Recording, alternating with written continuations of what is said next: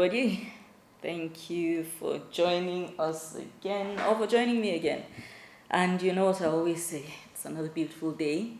And any day you wake up hale and hearty is one to be celebrated, because that means the universe, God, whatever you prefer to call, has given us yet another chance to right our numerous wrongs and get things in order, so to speak. So today, I'll be focusing my attention on personal safety. We've talked about personal safety before, but it's something that I feel cannot be overemphasized.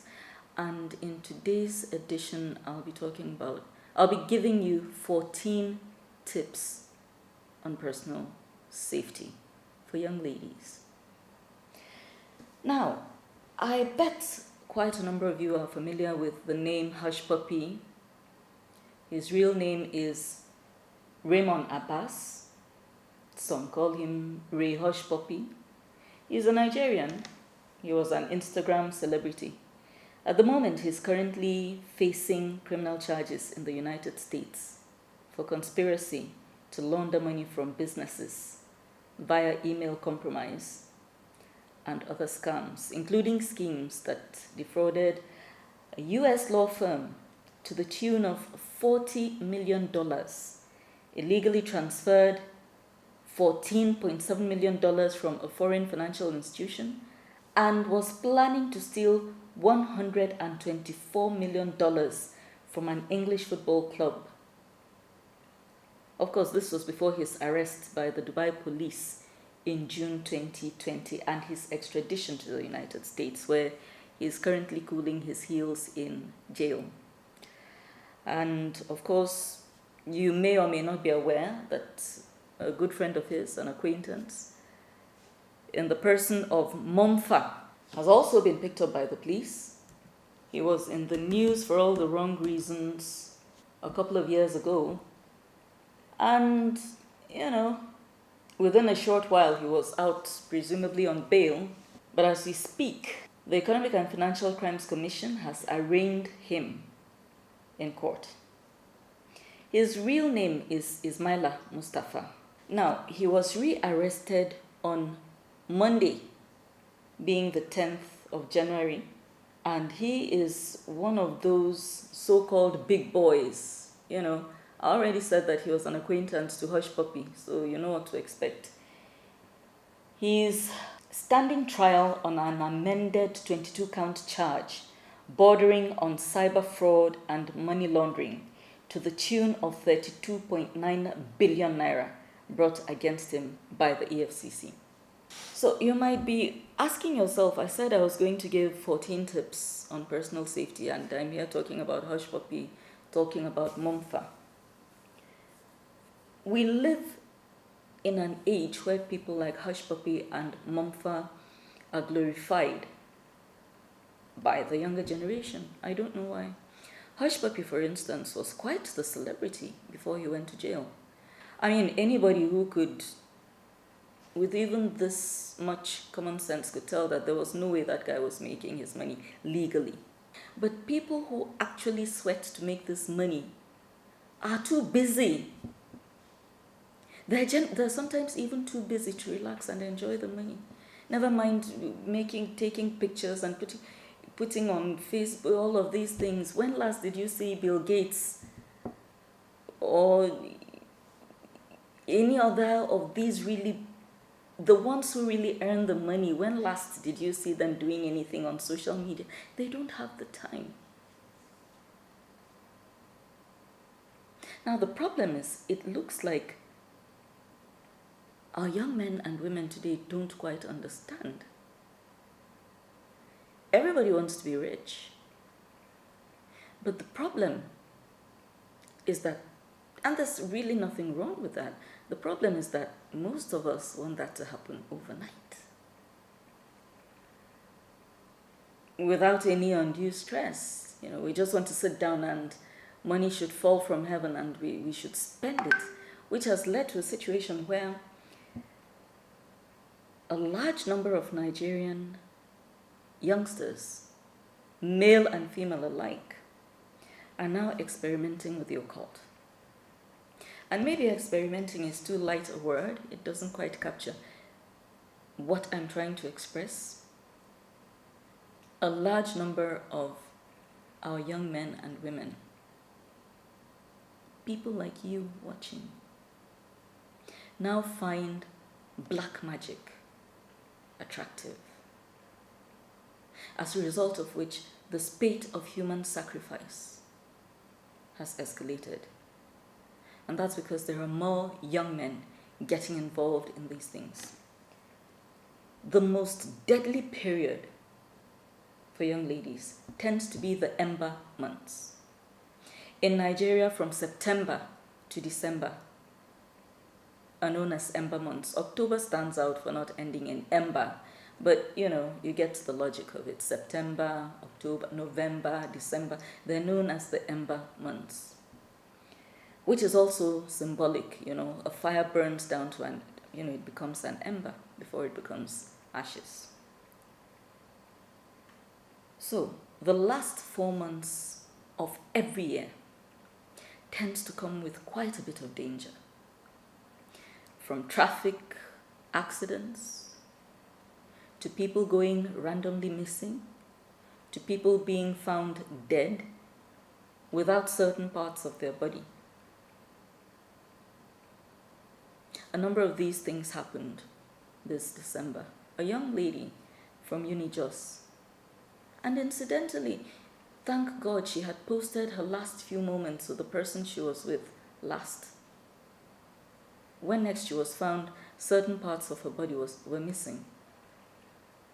I understand her eyes were gouged out, and so on.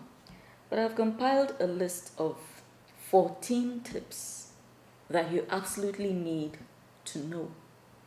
If you're able to religiously apply at least 8 of these tips, you should be relatively safe. Now, first of all, number 1, do a background check on the person. Nowadays, practically everybody has a social media handle. Don't be afraid of asking him what his social media handles are. And if the person is hesitant or reticent, well, you might begin to consider the fact that maybe they're not being as honest as they need to be, or there is some content there that they would rather you do not see. And that's a red flag. Nowadays, even organizations will ask for potential employees' social media handles. They want to see the kind of content you put out there, which gives them some insight into your personality. And that helps them to know if you would be a good fit for the organization or not. Do not be afraid to ask. How he responds to that question goes a long way. Number 2, as soon as you can, try and get a picture of this person. If you're lucky and the person is able to give you his social media handle, by all means download a few of the pictures and have them with you. I'm talking in the very early days, in the toasting stage of the relationship. Have some of those pictures in your phone with his name. You already have his phone number. Show 1 or 2 of your friends. You never can tell. A few of them may have encountered him before or might know something about him. By the way, whenever you look through his social media handle, check and see if you have mutual friends. If you have mutual friends, do not be afraid to approach 1 or 2 of them and find out what they know about this person. Number 3, tell a friend. Make sure at least one person knows about this guy. I cannot emphasize this enough, especially on the day you choose to go out with him. On the day you're going out with him, make sure at least one person knows exactly who it is you're going out with, where you are going to, and when hopefully you hope to be back. It matters. Dressing is always an issue with our younger ladies.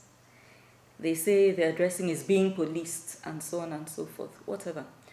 On a first date, wear something that projects your personality, not something that necessarily exposes your body. Just wear something that projects your personality. There's a reason certain kinds of dressing is called sexy. Now, if you're sexily dressed, the message you're sending is you are ready for that level of intimacy. So maybe you might want to reconsider wearing a short, skimpy chiffon dress and, just wear, a lovely pair of jeans and a sweet-looking blouse. Now, make sure you leave the house with a fully charged phone. Take your charger along with you, just in case. Either way, have your charger with you. If the phone is not fully charged, it comes in handy. Even if it is fully charged, if you have one of these phones that depletes quickly, within 3 or 4 hours, it's maybe like you want to be able to replenish that. Don't leave the house with a phone that's like already showing yellow,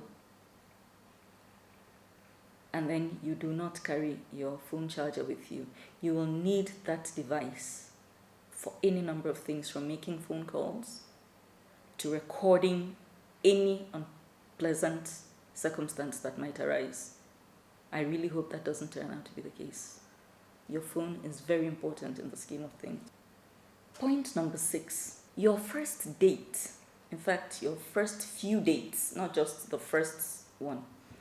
Meet in a public area. A nice restaurant somewhere is good. That's a very nice, you could have drinks, you don't have to eat food. But meet in an open space, especially if it's an outdoors kind of environment, all the better. Get to know each other, talk, spend time talking to each other. Do not follow somebody that you don't know very well yet into any secluded area, or stay with the person in one room somewhere, or go and visit him in a place that is completely under his control, maybe in his friend's house, in his own house, or in a place that he has decided that you people will meet and is indoors and is not a public area. Please, as soon as you get to that place, don't be shy to explain to him that you're not comfortable with this particular setting, and you prefer for you guys to, just go somewhere, maybe take a stroll, sit in a park somewhere, or go to a restaurant. Number 7, make sure your loved ones or that close friend that you've been sharing all the information with, make sure that person knows where you are. And if for any reason you're leaving that place for any other place, send a text message, send a chat. There's nothing wrong with even letting the guy know that, you can make the call right in front of him, so that he knows that, okay, maybe today would not be the best time to do something weird. Number 8, while you're having your discussion about where to meet and things like that, there's nothing wrong with asking him if he's comfortable with you bringing a friend along. Your friend is new in town, you don't want to leave her alone in the house, she'll get lonely, and so on and so forth. If he doesn't mind, can your friend Martha tag along? It's not an unreasonable request. But then again, you need to be careful about that. What kind of person is your friend Martha? May she be the kind of person who is level-headed and actually has your best interests at heart, because sometimes that backfires. But that is not the conversation for today. Point number 9. If you are eating out, please do not make absurdly expensive requests in a bid to impress. Order what you know you like to eat. That is not the day for you to experiment with new food. For one thing, things could go wrong. It could sit badly with you. You end up going back and forth to the toilet. It's not what you want on a first date. Order what you're already familiar with, what you enjoy eating. Make sure that it is within a reasonable budget. So eat well within what you can afford to pay for in case things go wrong. Point number 10 is very important at all times, be it in the office, be it anywhere. If you were eating a meal, So point number 10 is actually do not leave your meal or drink unattended. If for any reason you have to leave your meal or drink unattended, when you come back, do not continue.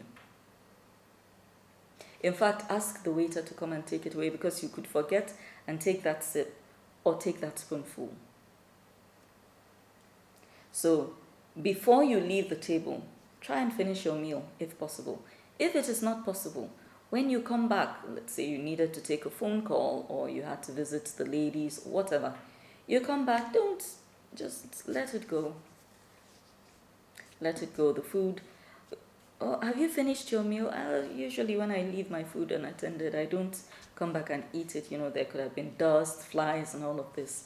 I'll just order another drink. Point number 11. First of all, I said, to the extent that you can help it, make sure that you have this date in the daytime, in a public space, in an open environment.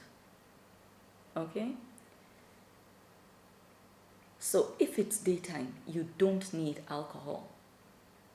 You really don't. But even if you're one of these people who doesn't mind a sip or two in the afternoon and so on, this first date is not the best time. You're with a stranger. You don't know him well. Even if it's somebody that turns out to be somebody that you share loads of mutual friends with, this is the first time you're engaging with each other properly. You don't want alcohol to muddle your brain up. You want to be able to listen to everything he's saying. You want to be able to ask questions in a lucid fashion.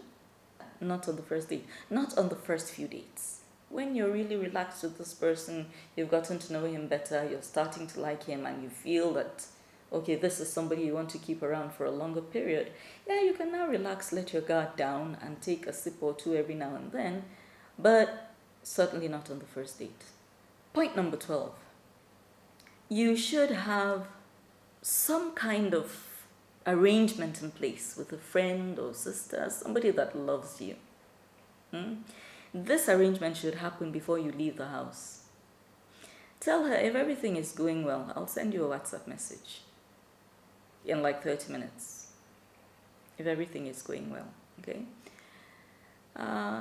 If everything is not going well, and you're one of these people who doesn't want to hurt his feelings, you can tell the lady that if she does not get a message from you in 30 minutes saying everything is fine, she should call you by the 45-minute mark and tell you that, she's calling from the office and your presence is needed urgently. She should just think of something that requires you leaving that place immediately. You should also have some kind of code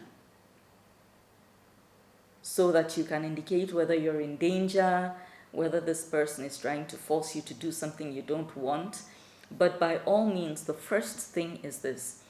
If you get uncomfortable, there's no need for all the intrigues. There's no need to try to avoid hurting anybody's feelings.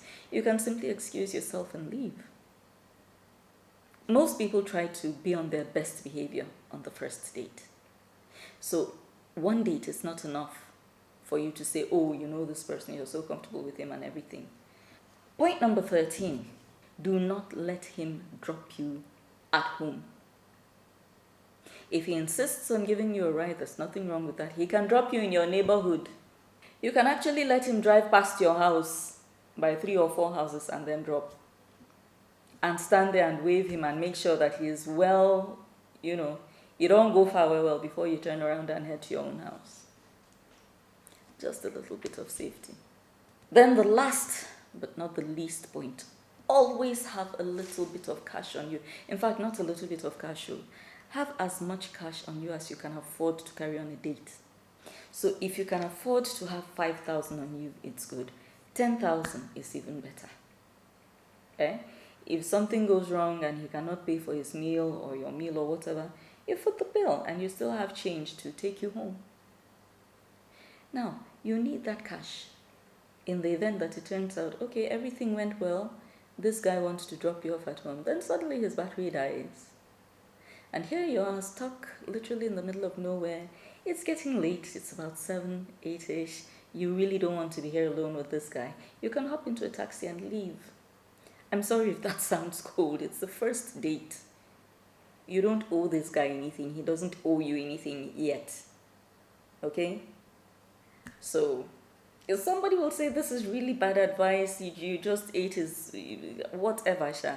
I'm saying if you're uncomfortable, if you think like maybe he's playing games and he just switched the car off so that whatever, Sha. If you don't get it,